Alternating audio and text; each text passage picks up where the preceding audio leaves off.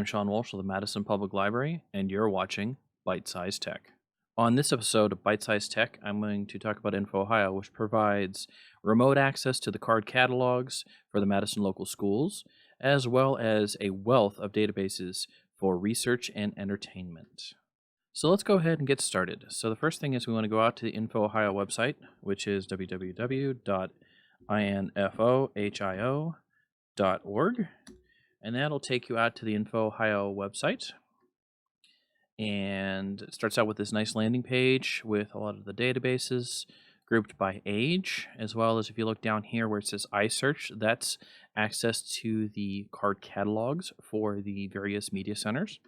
But the first thing we want to do is we want to log in. If you notice, it says INFOhio statewide user. Now, if you're in a public school, or if you're using a device owned by a public school, there's a very good likelihood that will say the local school, in our case, Madison Local Schools. But if you're here at the library or you're connecting from home, you're going to need to use a login. And the login is pretty straightforward. And so the first part is Mad INFOhio, standing for Madison. And then the next part, the password, is 99 books. And I'll put that up on the screen. So go ahead and log in. So now it says Madison Local Schools, Lake County. So you know that we're in the correct place. So let's talk a little bit about what's on screen here. So again, various databases and resources grouped by age. So age 3 to 5, grades K through 5, grades K through 6 through 8, grades 9 through 12, and some parent tools. There are educator tools, and again, the iSearch. So let's jump out to the iSearch real quick. And so this is the card catalog for all of the media centers within the Madison local schools. So if I click on this drop down, you'll see Madison High School, Madison Middle School, North, and South. So I'm just going to do a search for all libraries, and I'm going to do my ubiquitous search for dogs. And what automatically comes up is all the materials owned by any one of the schools from Madison. And so I have Dogman, I have Zombie Dog, I have some nonfiction dog books. And it's going to be grouped by relevance as best as it can. And you can limit it. You can go back and say, well, you know, I wanted to search all the schools, but really I wanted to just do Madison Middle School.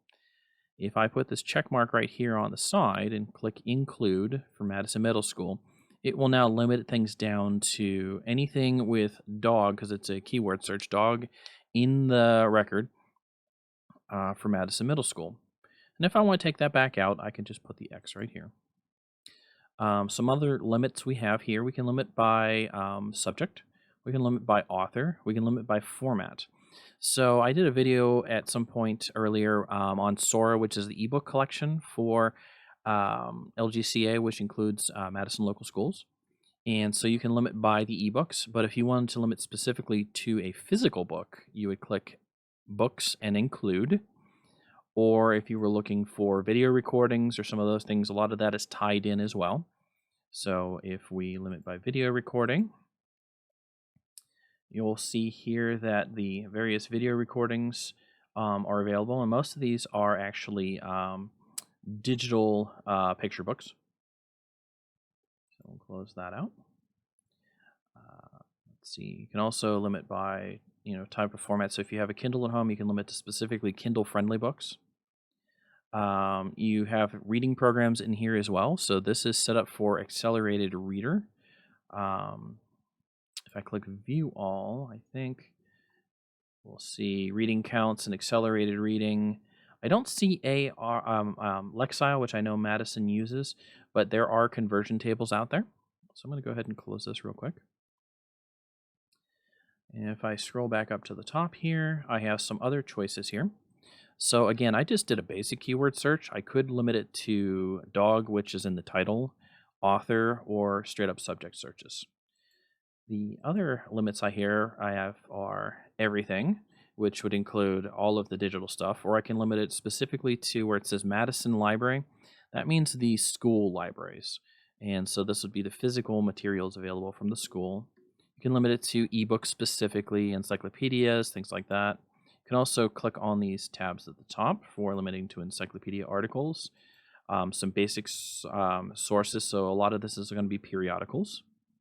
Some more advanced sources. So again, mostly periodicals, but kind of for an older age range.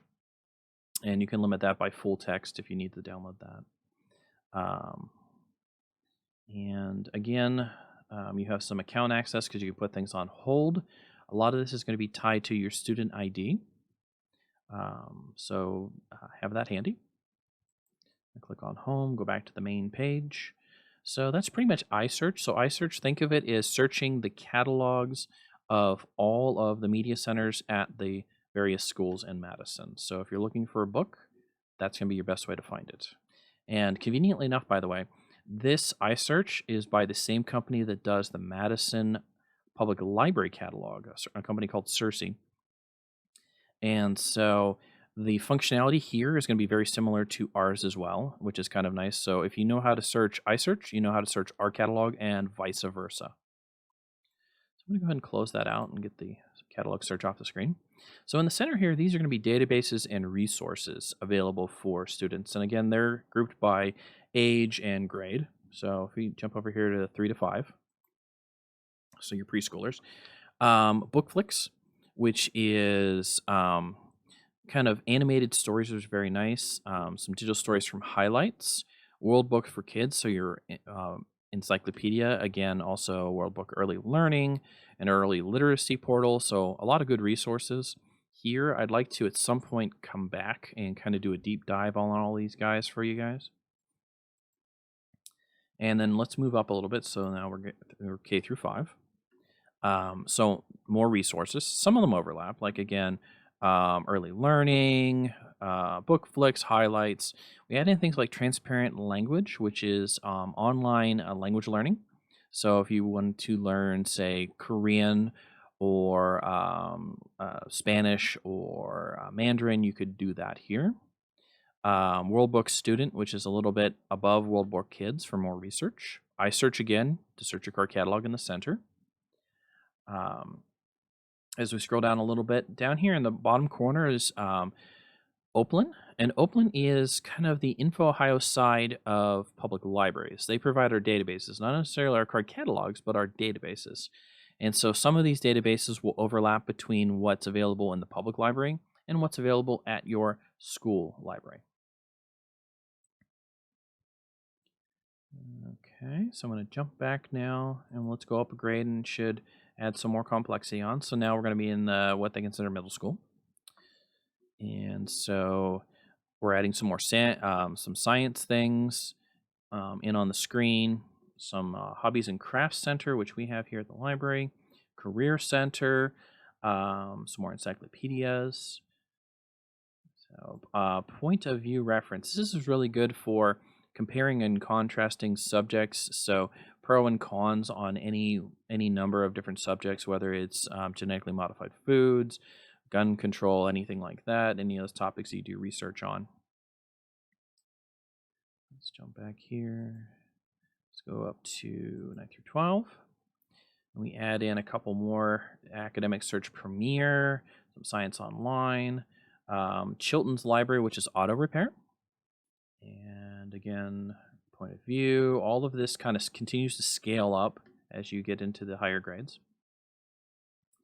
So let's go ahead and I'm going to jump into the health information collection because often we do reports on various health things. So if I start to spell out, say, heart, I'm going to get some suggestions here, which is kind of nice. And I'm going to go ahead and go with heart disease. And I'll do my search. And EBSCOhost, so over here in the corner, provides a lot of the resources that are going to be available from both the public libraries as well as from INFOhio. So if you know this interface, then depending on whatever various portal you use from them, it's going to be very similar. So a couple things. EBSCO is magazines and newspapers and journals. That's kind of their bread and butter for things. So they have materials in HTML full text. They have PDF full text. So let's go ahead and let's dive into this one here. And when it comes up, it's going to bring up kind of like a record for me of information. But again, I have the full text over here on the side that I can download and read or save for later, which I highly recommend. because when you're doing this kind of searches, sometimes it's hard to come back and find where you got and how you got there. So using this helps. If you need to cite, so you've got the citations built in. Again, always check with your teacher to make sure that these citations are the format they like. You can drop it into Google Drive. You can print it. You can email it to yourself. A lot of options in here. Connect to Google Classroom. So very, very versatile. And again, this is going to be magazines, journals, newspapers. So if I scroll down a little bit, it'll show you the source types. It also gives you a publication date range. So like, we're doing stuff with medical. We're probably going to want the more recent articles and journals and whatnot. So we can change that to a much more relevant publication date. So, within, say, the last year or last 2 or 3 years, we could do that, and it's going to update our searches there. Other limiters along the side. You also have advanced searching, so you can kind of tweak your searches. You can say, well, I want heart disease, but I don't want heart disease linked with COVID or something like that. You can kind of, tailor your research that way. So that was the Health Information Center from EBSCOhost. And you'll find that a decent number of the databases, like I said, are from there. So let's do something a little bit different. So this is Chilton's library. So Chilton is auto repair.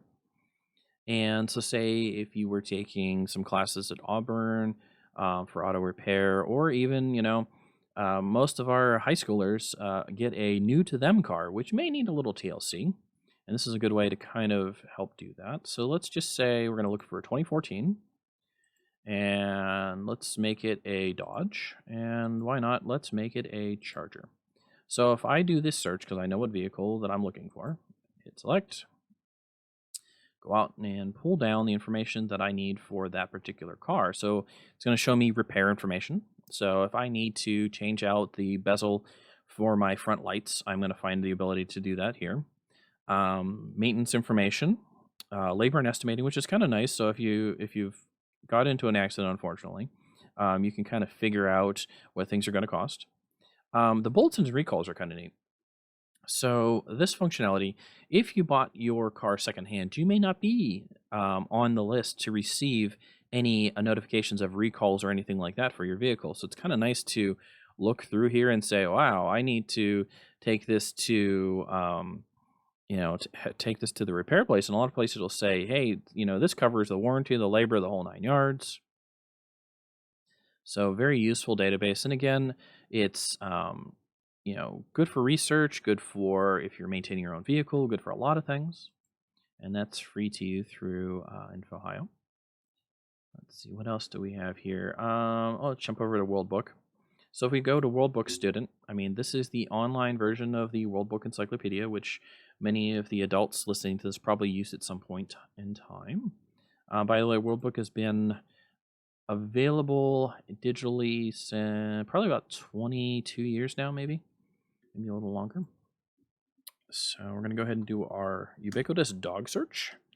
And again, we're going to have dog sounds.